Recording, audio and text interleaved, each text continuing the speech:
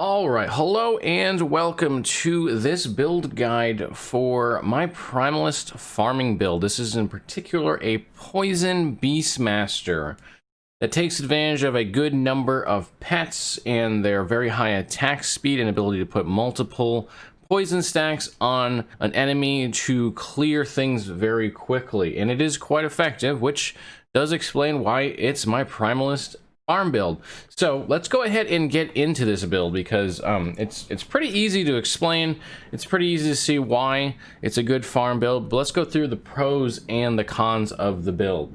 So first off, it has excellent mobility, probably the best mobility of all of my farm builds, which is saying something because they're all pretty fast. But this one has a ton of movement speed. Every time the wolves howl, they give 30% movement speed. It's got a lot of base movement speed to start with. Plus, it already has built into it Fury Leap, which gives us even more mobility. So it gets around maps very, very quickly. It also has incredible single target damage. Arguably the best of all of the farm builds, arguably with the mage build, which also has incredible single target damage. But between those two, those are definitely the best. It has good CC. Using entangling roots, everything gets slowed very, very well, I guess you could say. It's a very powerful slow. It's also very easy to build for. There's no necessary uniques. There's a couple of easy to obtain uniques that are very good for the build, but they're not required. Everything is really easy to get. You can build this out pretty quickly. And also high dodge in this build is easy to get, which is nice because you can just avoid a lot of damage. So that's a good thing. All right, what about the cons? There are actually a few for this build. First off, it only has moderate AoE damage, and I say moderate, that's in relation to the other farm builds. That's not in relation to all builds. So it has a good AoE damage, but it is somewhat limited to what your pets are doing at any given time. You can only hit as many targets as you have pets because they're all single target. So in really high packs, it could take a little bit longer to clear those than some of the other builds, but it's still going to be pretty quick. Other thing about this build is it's not especially tanky. It's not super squishy, but it's not the easiest thing to build prots for it. I build out my glancing blow, my crit avoidance, and my dodge, and I survive things pretty well. But as most of you know, dodge is an RNG mechanic. You might get missed a bunch on dodges. You might just not dodge for a little bit, and that's pretty detrimental. So kind of higher end builds on this can build up some prots, but it takes a while to get there. The last thing about it is it does require some melee fighting for optimal play. That's because Aspect of the Viper is used. And when Aspect of the Viper is going off, it is very, very good. You don't need it to go off, by the way. The pets will do quite a bit of damage without it. But when it's going off, it's excellent. And so if you want to get the most out of this build, being able to hit with Tempest Strike on a target is quite beneficial. But that does put you at some risk, so just bear that in mind. All right, that covers the pros and cons. So where does this build fit into the paradigm of difficulty? Let's call it that, the paradigm of difficulty. How difficult is this build to play, basically, to make, to use? I'm going to put this at beginner level. It's not very hard to play. You run around, you let your pets do the work, you use Tempest Strike to get back your mana, you try to hit stuff if you can, and actually building it out with gear is very easy. You don't have to even really think too hard about it. You can do this as your first build. It will work. It will work well even before you get good gear. So this is a pretty easy build to make and to run. So definitely in the beginner section. Okay, last thing to cover before we actually get into the build. What about patch considerations or future patch considerations? Well, there's one really big one. This is fully reliant on poison. And we already know that poison is getting a nerf next patch. It's supposed to be a pretty modest nerf. What that actually means when put into play, no one knows for sure, but we're going to go with the assumption that modest truly means modest, and that this build will still be strong next patch.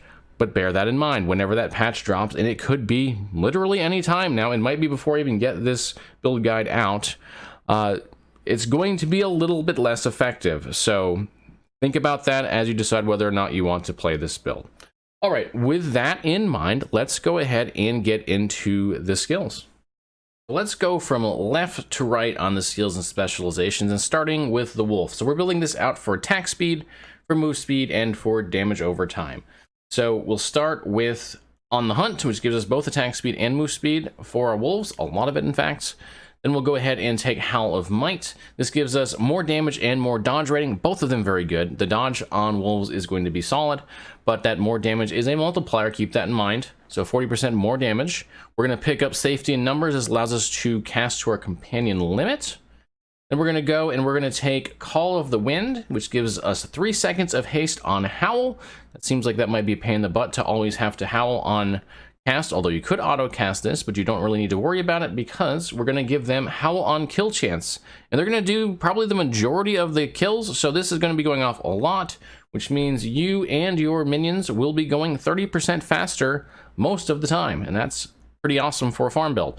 Okay, then we're going to go down and take Canine Agility for the dodge rating, but also to get us to Serrated Claws, which really is just to get us to 2 points in Patient Hunters, which gives us 30% more damage over time, so another more multiplier. All right, next up, we're going to go with Tempest Strike. Tempest Strike is built for one thing and one thing only. Well, 2 things if you include putting on Viper Strike, but any melee could do that. This, however, is the only skill that can gain mana on Strike, and it gains 20 per hit if you just take what's in the skill tree and not a node in the passive tree, which is what we're going to do because 20 is more than enough for us. So what we're going to do is we're going to maximize the chance that we'll get 20 mana, and we can actually get it to 100%, because the way this works, when you use Tempest Strike and it does not proc Lightning Bolt, Earth Spikes, or Northern Winds, then you get mana. So it can't proc any of those, so we'll turn all of those off. So we'll go up here and we'll take 1 in Static. Ultimately, I took 3 in With the Wind, but just take 2 to begin with. Take 1 in Tempestuous, and then take 1 in Mute Earth. That turns off Earth Spikes. Then go over here, take Reinforced Stone. Again, just take 1 in Thirsty Blades at first. You can fill this out later because it gives you a little bit of health on hit, which is nice. Take 1 in Charged Stone, and then take 1 in Dead Wind. Now we've turned off Northern Winds. And then from there, we'll go over and take 1 in Earthquake, 1 in Hailstorm, and finally 1 in Grounded, which will turn off Lightning Bolt. That turns all 3 off. That means you will get 20 mana on hit every time you use Tempest Strike, and this will be how you regenerate your mana and continuously cast the next skill, which is Entangling Roots. Now, Entangling Roots' job is primarily to buff your minions and secondarily to heal your minions. So we'll start by taking a few here, 3 in Imbued Sap, which gives us 90% increased ally damage if they're in the area of effect. 5 in Venomous Pack, 150% poison chance for your wolves and your scorpions, so all of your pets will now get 1.5 approximately stacks per hit, and they hit a lot, as we saw with the wolves. That's also going to be true of the scorpion. Frenzy Roots increases their attack speed and their move speed, so again, they're going to attack faster, they're going to get to stuff quicker. This is all very good for our farm build. And then finally, Memories of Spring allows the buffs to persist after leaving Entangling Roots on your minions for 3 additional seconds. So you have a little bit of a buffer when they leave before you have to make sure you recast Entangling Roots on them again. We're also going to take 5 points in Nourish. They heal 50 health per second when they're inside the roots. That also applies to you. And finally, Grove Master gives a 90% area increase to Entangling Roots, so they're in there more often, and so you don't have to worry quite as much about where you place this. All right, next up is Fury Leap. Most of what's in Fury Leap is kind of just like icing on the cake. Fury Leap is a movement ability primarily, but some of this stuff is pretty good. For example, Warrior's Entrance gives a global increase 105% damage to both you and your minions for 3 seconds after you use it. Rage gives global attack and cast speed to you. Notice it says you are granted, not your minions. This is only good to cast Entangling Roots, but 30% increase cast Entangling Roots means you're in danger for less time and you can do other things. So beneficial there. Then Pack Leader allows your wolves to leap with you, allowing you to have a little bit more control of where they are. Notice this does not apply to scorpions, but they're so fast they'll catch up pretty quickly.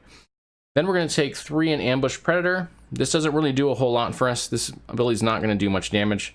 It allows us to take 3 in Rise, Poisonous Vines at Departure, and Poisonous Thicket, Poisonous Vines at Arrival.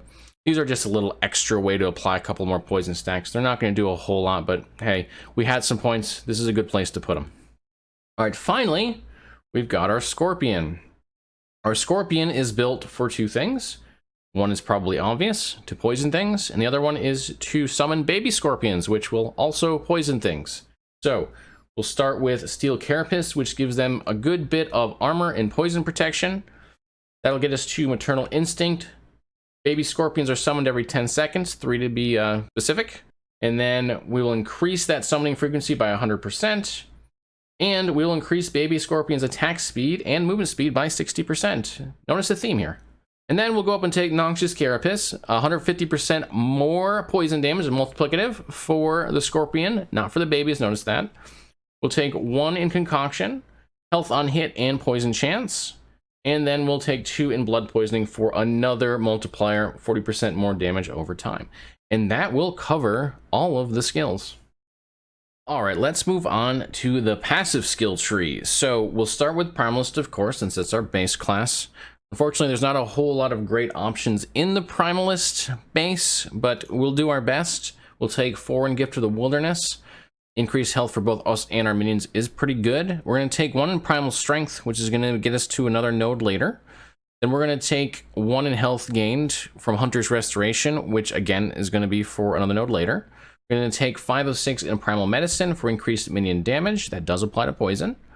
And then we're going to take 6 of 6 in Survival of the Pack, which gives us increased melee damage and leech, and minions increased melee damage and leech. This is primarily for the minions to get their own leech from their own melee damage.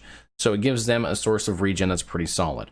Once we've got that, we will finish up the tree with 3 of 5 in Hunter's Emanation, which increases minion damage every time Hunter's Restoration goes off. Hunter's Restoration goes off every 3 seconds on a hit from us. So it'll go off pretty regularly. Okay, from there we're going to take 5 in Druid. That's going to get us to Entangling Roots. That's the primary reason. We'll take 5 in Bark Skin, which is pretty solid. Gives us health and armor. Health is quite good for this build, by the way. We regen fairly quickly, but we also don't get hit very often because of the dodges. So having that relatively high EHP is a good thing. All right, next we'll put all of our points into Beastmaster, at least for the foreseeable future. We're going to put 8 into Feline Bond for the dodge for both us and our minions. The revive range is nice, a nice little extra. We're going to take 5 in Boar Heart to get that aspect of the boar, which decreases damage taken whenever we get hit. Call of the Pack increases our health and our companion health, and heal amount on companion ability. So we are healed whenever they use a companion ability, so are they. They're going to use companion ability quite a bit. So this is a nice little extra. We're going to take 2 of 5 in Porcine Constitution for additional damage reduction from aspect of the boar. Eventually we'll probably come back and complete this, but where we are in the build right now, which is at level 77, this is my opinion where we should go. All right, then we're going to take 8 of 8 in the Chase. This is another great one for minion attack speed and minion move speed, and also companion revive speed is a little extra. Then we're going to go ahead and take 10 of 10 in Hawk Wings for increased dodge rating, increased minion dodge rating, and haste chance on hit. All this stuff is so thematic, it's really great. We're also going to take 10 of 10 in Avian Shelter for Glancing Blow of 50% for us and our minions. There's half of ours, and now they get it half the time as well. 5 of 5 in Venom gives our minions 50% melee poison chance, so now every time they are in Entangling Roots, they actually have 200% chance, so they'll stack twice. Then we're going to take Viper Fangs. This is for aspect of the Viper. Increased companion attack speed, but also the buff in general gives 100% increased chance to poison on hit, and 100% increased damage over time. That's also to your companions, by the way. So, again, now they're up to 3 stacks, and you can kind of see why aspect of the Viper is really powerful when you can get it. Also, as soon as you get to this, make sure you pick up Force of Nature. It gives you 1 more companion, so it's going to give you an additional wolf. So as soon as that lights up, take that before the other stuff I mentioned, but then go back and get the other things. Okay, next we're up to Rattlesnake. It's actually called Rattlesnake. Wow, I didn't realize that. So, aspect of the Viper lasts longer. Currently, we're at 75% duration and 25% poison effects. I will finish this one up. So, where I'm going to go next in the build is finish up Rattlesnake, pick up the Porcine Constitution. You can do either one of these, like, first. Doesn't really matter. But those are the 2 things I want right now. I'm thinking about Primal Aspects for the aspect buff duration of an additional 100% to keep up Viper Fangs. But the other thing that looks good, or things that look good, finishing up Bark Skin, health and armor. And then going in the Shaman tree, grabbing 5 here for more minion damage. and then grabbing the 8 from Tempest Form, which will give us 8 more mana on Tempest Strike, which is nice. It's also got the chill and shock chance. The shock chance not super useful. The chill chance it slows the enemy, decreases their attack speed, but it's also a nice little health extra. So if we took all 8 from those, we'd have 80 more health. We'd have 8 more mana per Tempest Strike. And we'd have 80%, excuse me, not 80%, 40% chance to chill on hit. So that would be a nice little aside, little extra buff. So that's where I think I'm going to go with this. That gets me pretty close to 100. At that point, the build's going to be very well rounded.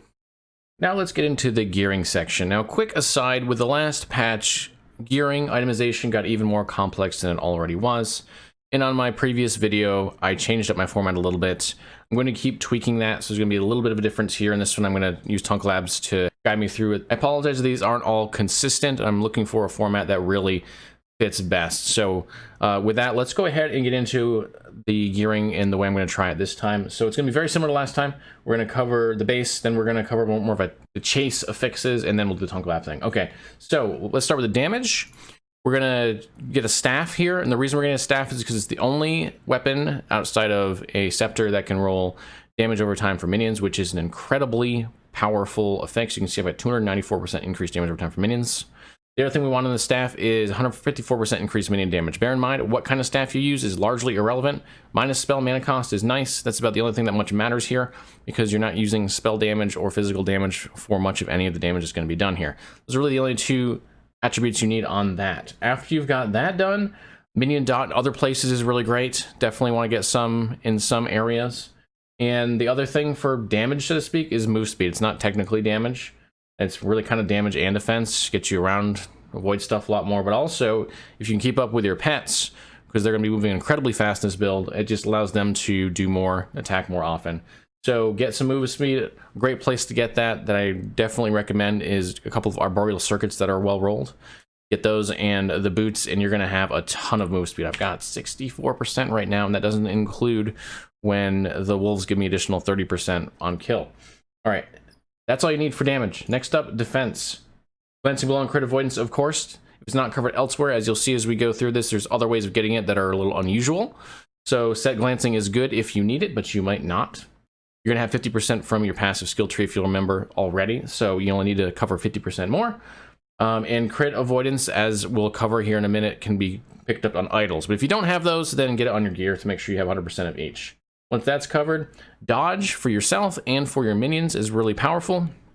If you're not getting hit, then you don't have to recover anything. You have to worry about dying. Same thing for your minions. Then health, so that hopefully you can take a hit and actually survive and then dodge the rest. And finally, if you've got room, armor and prots, try to get those up to some extent, but those are lower on this build because it's a high dodge build and high health build. Okay, that covers all of the basic stuff that you want to have on this build. Let's talk about some chase affixes. There are 2 in here that I think are good. Neither are necessary. One is probably a bit better than the other, though.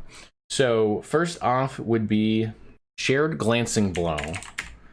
So this allows you and your minions to have Glancing Blow. I think it gets almost up to 50% if you have it on helmet and if you have it on a chest piece. So if you can grab this, it's great. You definitely won't need set Glancing Blow if you pick this up, because you'll have almost 100% just from the passive tree and from these, and also your minions will have almost 100%. That one's a really good one. I really like that one. The other one that you might want to consider is minion melee damage leached as health. So your minions are going to do primarily poison, but they do a decent little amount of melee damage. And if you can roll this pretty high, like here's a 7.2, and it's not even, I don't think, that high. No, this is only a tier 1. So this rolls pretty high. You can kind of allow them to leech themselves back up, and they're going to have really high dodge, so they should have a good amount of time for that. Between that and between the Entangling Roots heal, you should be able to go very, very far in the monolith without them dying, or at least not dying very often. All right, that covers the chase affixes. Let me cover the idols here real quick, and then I'll show you just an example build out of Tunk Labs, and then we'll move on. All right, so idols, the number one thing I believe would be just use this to get your crit avoidance, because this clears up so much space in your gear, and there's only a couple of things that are really good in idols. All other things are damage based, and you really don't need much damage on this build.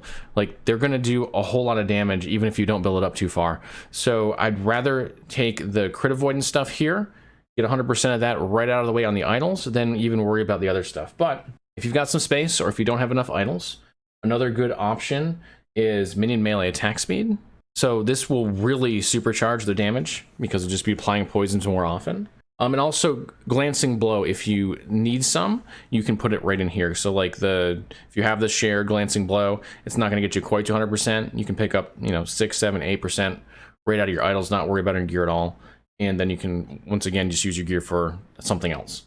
All right, let's finish up by quickly looking at an example build that's higher than my current one and a little bit better geared than my current one, so you can get an example of what this really could look like. We've got the Arboreal Serpents, just like the build that I have. I also have a fairly similar staff.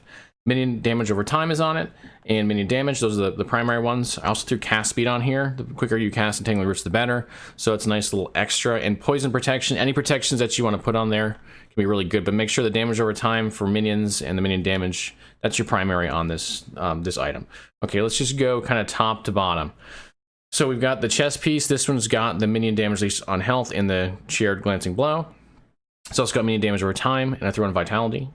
I've got a Oracle amulet here with the damage over time reduction, which is great. There's a couple of amulets in here that can be used. This one is a little bit more chase. A lot of stuff is going to be like really high level stuff. So again, you don't have to build just like this, and you don't have to worry about the fact that you don't have everything in here. Like this is just like, if you get to this point, you are golden. Okay, minion damage over time, poison protection increased on this, minion damage, dodge rating. And then we got the chest piece. Again, we've got those two chase effects on here. Minion dodge rating and increased dodge rating. We talked about how important dodge is. On the belt, armor, minion dodge rating, health dodge rating. On the gloves, cast speed, minion dodge rating, health dodge. You can see we're following that general format of priorities here. And then on the boots, we've got dodge, armor, increased health and base health, and increased movement speed. And then finally on the relic, there's not good relics for this build, so I just took a cold and fire prot one. Increased minion damage over time, vitality, elemental protection, because the elemental protections were terrible, and here's a good spot to put some. And then finally added health. And we're at the last section, the rotation. So this one is unsurprisingly very easy. 2 of the buttons on your bar don't need to do much with. I do recommend auto casting the wolf as long as you're not running out of mana when you need it the most, because it will get you that movement speed 30% of the time, even if the kill proc doesn't go off.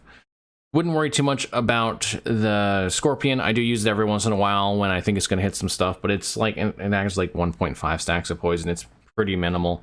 You can go without that and not even notice it. As far as Entangling Roots goes, you want to use that thing liberally.